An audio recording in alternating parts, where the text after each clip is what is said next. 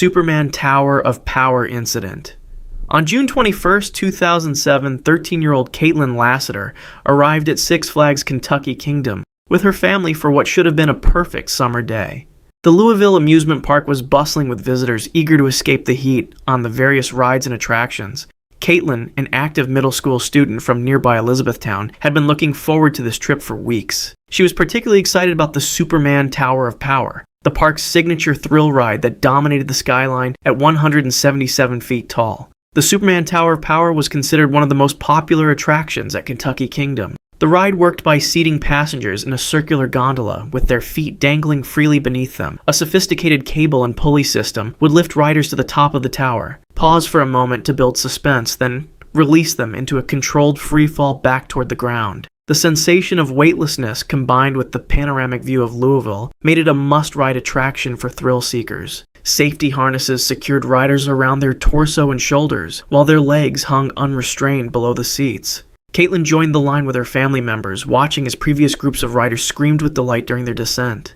The ride operators went through their routine safety checks, ensuring all harnesses were properly secured before initiating the lifting sequence. Everything appeared normal as Caitlin's group was loaded into the gondola seats. The massive tower stretched high above them, and she could feel the anticipation building as the ride began its slow ascent. At approximately 40 feet above the ground, something went catastrophically wrong. One of the main support cables suddenly snapped under tension, creating a whip-like effect as the severed cable lashed across the ride's gondola. The steel cable, moving at tremendous speed and force, struck multiple riders before they could react. In an instant, what had been a moment of anticipation turned into absolute horror. Caitlin bore the worst of the cable's impact. The severed steel wire struck her legs with such force that both feet were completely amputated above the ankles. The other riders in the gondola screamed in terror as they witnessed the unthinkable accident unfold. Blood immediately began flowing from Caitlin's severe injuries while she remained conscious and aware of what had happened to her. The ride operators, seeing the emergency situation, immediately halted the lifting mechanism and began emergency descent procedures. Park security and medical personnel rushed to the scene as soon as the gondola returned to ground level. Caitlin remained remarkably calm despite her traumatic injuries, even asking about her severed feet. Emergency medical technicians quickly applied tourniquets and began life-saving treatment while preparing her for immediate transport to University Hospital. The other passengers, though physically unharmed, were deeply traumatized by witnessing such a horrific accident. The Superman Tower of Power was immediately shut down pending a full investigation. Caitlin survived her injuries but faced a lifetime of challenges adapting to her permanent disability. The accident led to industry-wide reviews of cable inspection procedures and ride safety protocols. Six Flags ultimately settled with the family for an undisclosed amount, while the ride was permanently removed from the park. The incident became a watershed moment for amusement park safety standards across the entire industry. Big Dipper roller coaster derailment incident. On May 30th, 1972, families across London flocked to Battersea Fun Fair to celebrate the holiday weekend. The popular amusement park located along the Thames had been a beloved destination for generations of Londoners seeking thrills and entertainment. Among the fair's most popular attractions was the Big Dipper, a classic wooden roller coaster that had been delighting visitors since 1951. The aging ride, with its traditional white-painted wooden structure and steep drops, represented the golden age of British seaside entertainment. The Big Dipper stood as a testament to post-war optimism, built when the country was recovering and families were eager for simple pleasures. The coaster featured a series of hills and curves typical of wooden coasters from that era, reaching speeds of approximately 35 miles per hour. Its cars could hold up to 20 passengers at a time, and on busy days like this holiday weekend, the ride operated continuously with minimal downtime between cycles. The wooden track, supported by an intricate framework of timber beams and cross braces, had weathered more than 2 decades of London's harsh climate. Among the holiday crowd were several families with children, including groups of teenagers who had come to the fair specifically for the thrill rides. The Big Dipper's line stretched long on this busy afternoon, with excited riders waiting their turn to experience the classic coaster. Many of these visitors had ridden the Big Dipper countless times over the years, trusting in its familiar rhythms and well-worn safety record. The ride operators, following their standard procedures, loaded passengers into the train cars and secured the simple lap bars that served as the primary restraint system. As the fully loaded train climbed the first major hill, building potential energy for the exciting descent ahead, passengers could see across the Thames and the London skyline beyond. The mechanical chain lift carried them steadily upward with its characteristic clicking sound. Everything seemed perfectly normal as the train crested the first hill and began picking up speed on the downward slope. The familiar sensations of acceleration and mild airtime brought squeals of delight from the passengers. Then, as the train approached a banked curve at high speed, catastrophic structural failure occurred. A critical section of the wooden track structure collapsed without warning, unable to support the dynamic forces of the speeding train. The lead cars immediately derailed, leaving the track entirely and plummeting toward the ground below. Passengers were thrown from their seats as the cars tumbled and crashed into the support structure beneath the track. The wooden framework, never designed to catch falling train cars, splintered and collapsed under the impact. 5 people died instantly from the devastating crash, while 13 others sustained serious injuries ranging from broken bones to severe trauma. The screams of the injured and terrified witnesses filled the air as park staff and visitors rushed to help. Emergency services arrived quickly, but the tangled wreckage of wooden beams, twisted metal, and overturned train cars made rescue efforts extremely difficult. Some victims remained trapped beneath the debris for hours, while rescue workers carefully dismantled the collapsed structure. The investigation that followed revealed that structural fatigue and inadequate maintenance had compromised the ride's safety. The wooden support beams had deteriorated over the years, weakened by weather exposure and the constant stress of train operations. Following this tragedy, the Big Dipper was permanently removed and Battersea Fun Fair never reopened.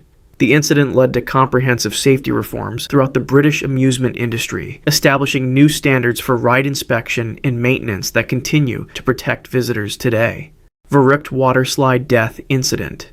On August 7, 2016, 10-year-old Caleb Schwab arrived at Schlitterbahn Water Park in Kansas City with his family for what should have been a fun-filled summer day. Caleb was the son of Scott Schwab, a Kansas state legislator, and like many children his age, he was drawn to the park's most famous attraction. Towering above the water park, at 168 feet and 7 inches tall, stood Verr&uuml, officially recognized as the world's tallest water slide. The German word verrückt means insane, a name that proved to be tragically prophetic. Verrückt had opened just 2 years earlier amid great fanfare and media attention. The massive slide featured a unique multi-person raft system where 3 riders would be secured together in a specially designed inflatable raft. The ride began with a steep 17-story drop, followed by a second hill that created a moment of weightlessness before the final descent into a splash pool. The slide's designers had incorporated overhead safety netting along portions of the ride to prevent rafts from becoming airborne, a safety feature that acknowledged the extreme forces generated by the attraction. The ride's operation depended on precise weight distribution among the 3 passengers. Safety guidelines specified that the combined weight of all riders should fall within a specific range to ensure the raft maintained proper contact with the slide surface throughout the journey. However, these weight requirements were often loosely enforced during busy periods, and park staff frequently allowed combinations of riders that fell outside the recommended parameters. On this particular day, the park was crowded with families enjoying the summer heat relief that the water attractions provided.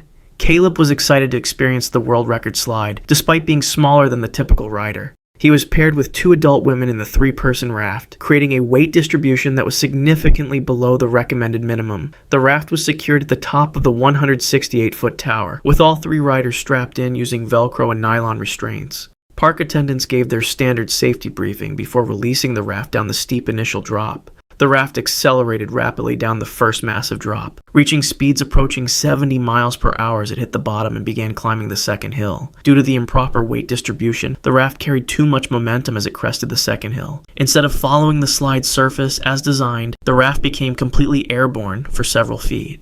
The lightweight raft, with insufficient weight to keep it grounded, flew upward toward the overhead safety netting that was meant to protect riders from exactly this scenario. Caleb, seated in the front of the raft, struck the metal supports of the overhead netting with devastating force. The impact caused fatal head and neck injuries, while the 2 adult passengers suffered serious but non-fatal injuries as the raft crashed back down onto the slide surface. Park staff immediately initiated emergency procedures, but Caleb's injuries were beyond any medical intervention. The other riders were rushed to nearby hospitals for treatment of their injuries. Verrückt was immediately and permanently closed following the accident. The subsequent investigation revealed a pattern of safety violations and design flaws that had been ignored since the ride's construction. Criminal charges were filed against several park executives and the ride's designer for reckless behavior and second-degree murder. Evidence emerged showing that engineers had repeatedly warned about safety issues during construction, but these concerns were dismissed in favor of meeting opening deadlines. The slide was completely demolished in 2018, and the incident led to comprehensive reforms in waterslide safety regulations nationwide. Haunted Castle Fire Incident. On May 11, 1984, Six Flags Great Adventure in New Jersey was experiencing one of its busiest spring evenings of the season. The warm weather had drawn large crowds to the popular theme park, with families and groups of teenagers eager to experience the various rides and attractions. Among the park's most popular draws was the Haunted Castle, a walk-through dark ride that promised visitors a terrifying journey through a maze-like structure filled with ghosts, monsters, and other frightening surprises. The attraction had become a must-visit destination for thrill-seekers looking for a different kind of adrenaline rush. The Haunted Castle was housed in a large castle-themed building that had been constructed as a temporary structure but had remained in operation for several years. Inside, visitors would navigate through a series of narrow corridors, dark rooms, and tight passages while costumed actors and mechanical effects provided scares along the way. The building's interior was decorated with foam padding, fabric hangings, and various props designed to create an authentically spooky atmosphere. These decorative materials, while effective for creating the desired ambiance, were highly flammable and had never been treated with fire-resistant chemicals. 8 teenagers, including a group of friends from nearby towns, had decided to experience the haunted castle together that evening. They were typical of the attraction's target demographic, young people seeking thrills and the social bonding that comes from shared scary experiences. The group purchased their tickets and joined the line outside the castle's entrance, joking nervously about what they might encounter inside. None of them could have imagined that this routine visit to a popular theme park attraction would end in tragedy. The building's design created several inherent safety hazards that would prove fatal. The maze-like layout included numerous dead ends and confusing pathways intended to disorient visitors as part of the entertainment experience. However, this same design made emergency evacuation extremely difficult, as there were very limited exit routes and no clear sight lines of safety. The building lacked a sprinkler system, smoke detection equipment, and adequate emergency lighting that would have been required in permanent structures housing public attractions. Shortly after 6:30 p.m., a small fire began in one of the foam-padded walls deep within the attraction.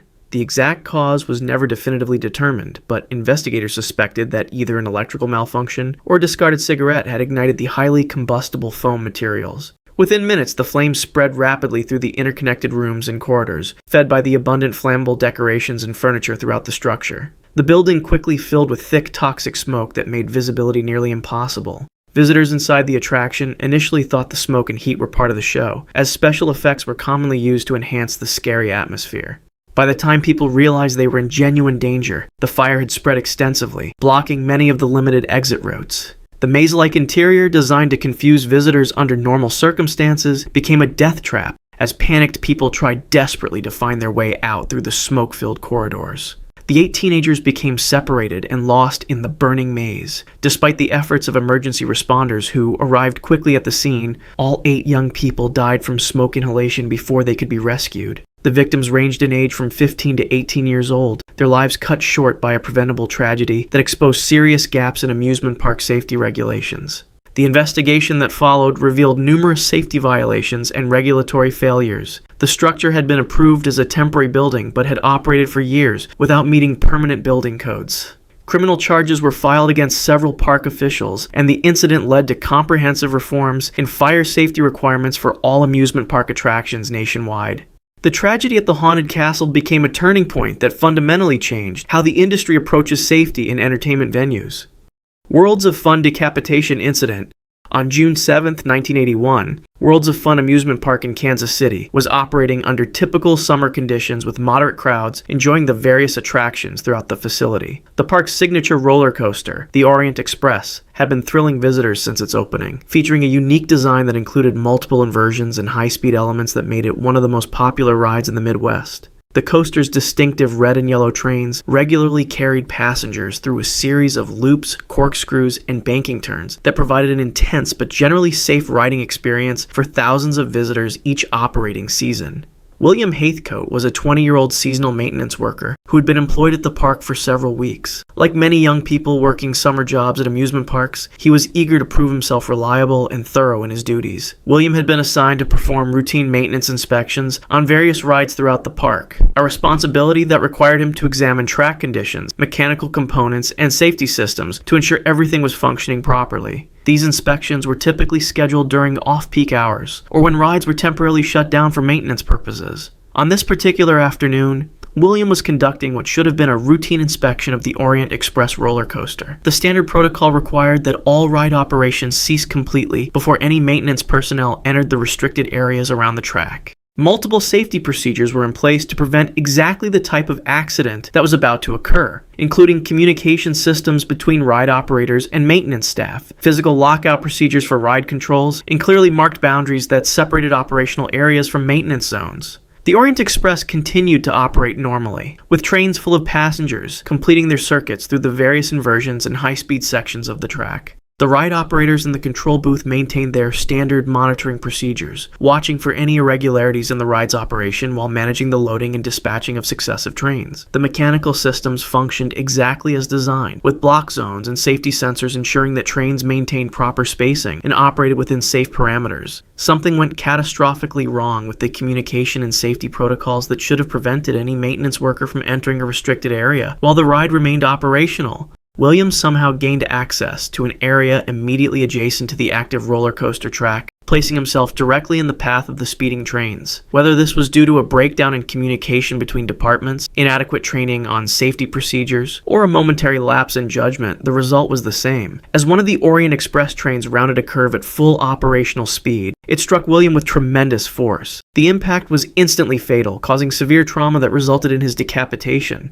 The passengers on the train experienced the horrific shock of witnessing this tragic accident, while the ride operators immediately initiated emergency shutdown procedures upon realizing what had occurred. The train was brought to a stop as quickly as the safety systems allowed, and emergency services were summoned to the scene. The immediate aftermath of the accident sent shockwaves throughout the amusement park industry. Worlds of Fun permanently closed the Orient Express and conducted a comprehensive review of all safety procedures and training protocols. The investigation revealed critical failures in the communication systems and safety procedures that should have prevented any maintenance worker from accessing restricted areas during ride operation.